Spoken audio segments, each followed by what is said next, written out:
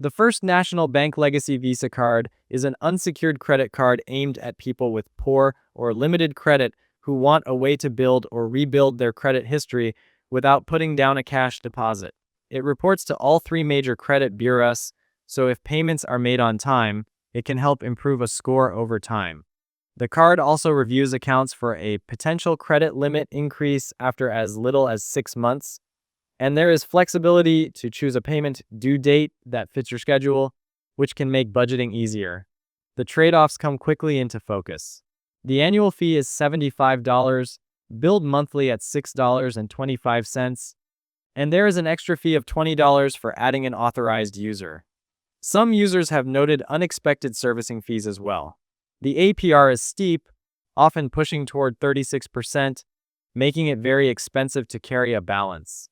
On top of that, the starting credit limit is usually low, often around $300, and the fees immediately take a chunk out of that. Reviews of the customer service and mobile app are mixed, with some cardholders reporting payment issues, being locked out of the app, or not receiving a promised limit increase despite good payment history.